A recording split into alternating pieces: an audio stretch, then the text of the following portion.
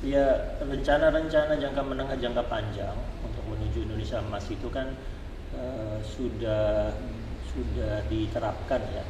Ya, kayak di Lemhanas sendiri.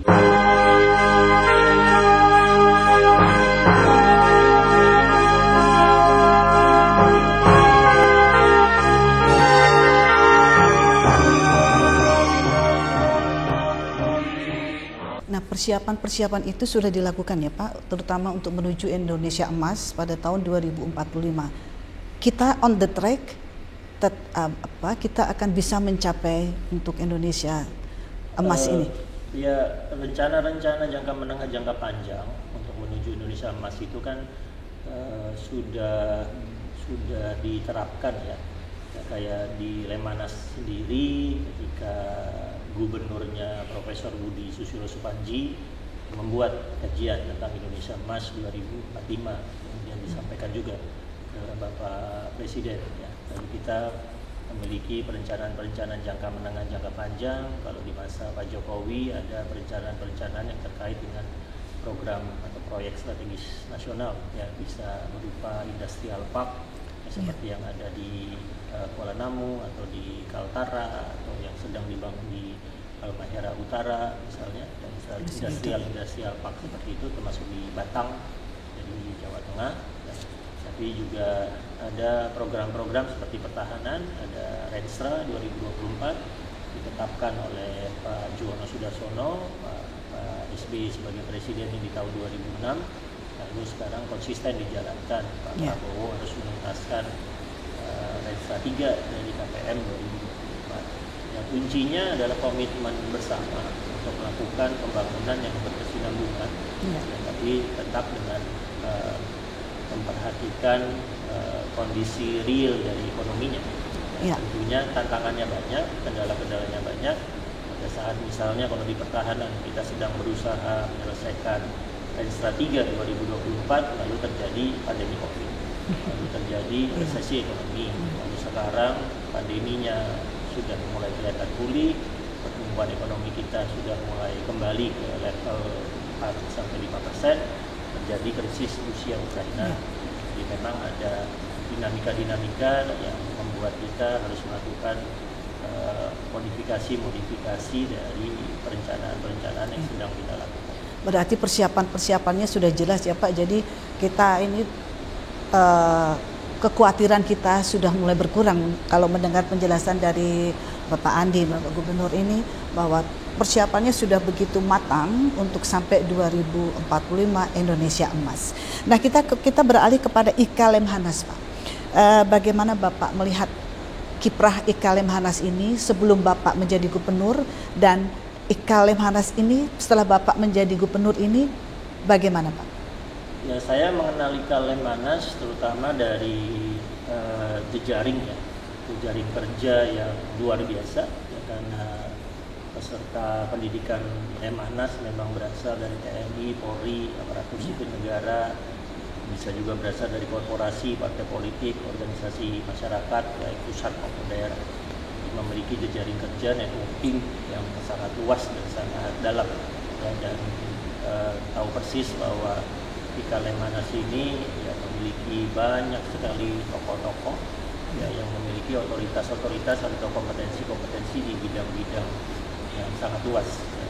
Ketika beberapa minggu lalu bertemu dengan Pak Agung Gumelar ya, sebagai ketua IKAL, lalu diperkenalkan dengan beberapa kepengurusan IKAL, termasuk diperkenalkan dengan IKAL Strategic Center, ada Pak Gumilar, Profesor Gumilar, di situ ada Profesor Adrianus.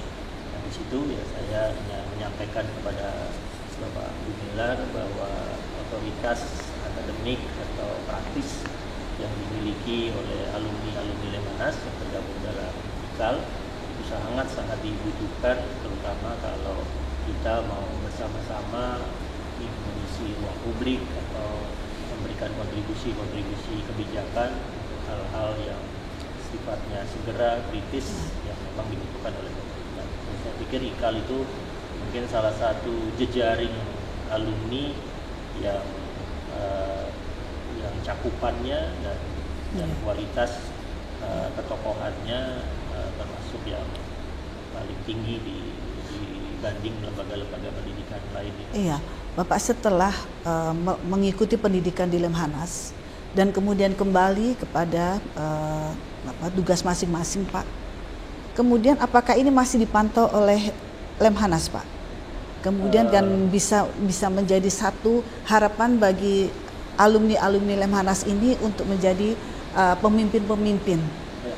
Ya, sebetulnya keberadaan IKAL di bawah Pak Agung Gumelar itu yang sangat-sangat membantu kami ya, untuk kemudian menemukan jejaring-jejaring kerja yang kami butuhkan untuk tugas-tugas tertentu yang diberikan oleh pemerintah kepada Lemhanas. Dan IKAL Lemhanas ini juga sangat-sangat aktif. Jadi saya belum 1 bulan menjadi gubernur Lemhanas, ya seperti sekarang ya, ada wawancara dengan IKAL TV. Sebelumnya saya sudah bertemu baik formal maupun informal. Ada IKAL dari 60 lah, dari 41, dari 50 sekian, dari 40 sekian. Dan ada yang juga sudah senior ya, tapi masih menyempatkan diri ya, berkunjung ke Lemhanas, memberikan masukan. Memang besar harapan dari para alumni itu, Pak, keterkaitan Lemhanas sebagai satu lembaga untuk terus mendampingi alumni ini, Pak, untuk mencapai jenjang yang lebih tinggi, karena kita memang sudah dididik untuk menjadi para pemimpin ini. Itu ya, harapan. Ya pasti. Ya. Di Lemhanas IKAL itu bagian tidak terpisahkan ya, dari Lemhanas, bagian integral dari Lemhanas, sehingga gerak ke depan antara Lemhanas dengan IKAL ya pasti harus disinergikan, karena saya yakin kita memiliki pandangan yang sama ya, terutama tentang kebangsaan, apa yang harus diperkuat untuk mencapai Indonesia Emas 2045. Iya, tapi Bapak, keberadaan lembaga ketahanan nasional ini, kemudian juga dengan IKAL Lemhanasnya, sangat jauh dari generasi muda saat ini, Pak. Mereka bahkan tidak mengetahuinya, Pak. Nah, ini apakah kita memang harus menggait mereka, kemudian kita memperkenalkan diri mereka bahwa lembaga Lemhanas ini ada prestisius dan sangat-sangat strategis untuk membantu bangsa dan negara ini? Mungkin karena fokus dari pendidikan Lemhanas itu memang levelnya operasional strategis ya. Jadi memang mencetak pemimpin di ujung karirnya. Ya, kalau di militer atau di kepolisian ya yang masuk ke pendidikan Lemhanas ya nanti perwira yang akan menduduki jabatan bintang 1, bintang 2 sampai bintang 4 dalam kurun waktu 5 sampai 8 tahun ke depan setelah mereka selesai dari pendidikan Lemhanas. Jadi ada unsur levelnya memang sudah di level operasional strategis di titik akhir dari jenjang karir menuju ke pemimpinan nasional ya.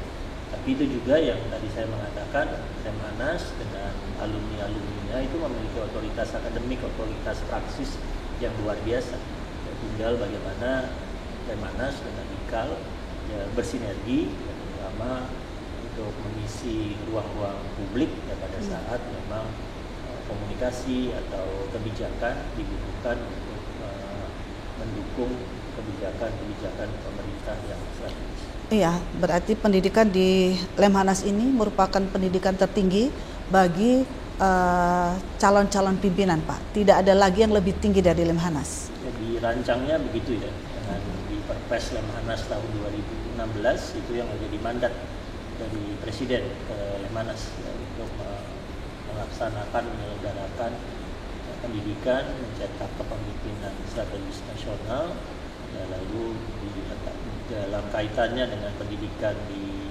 TNI, di Polri maupun di ASN, maka pendidikan yang dilakukan oleh Lemhanas itu memang di level strategis ya paling atas mencetak kepemimpinan.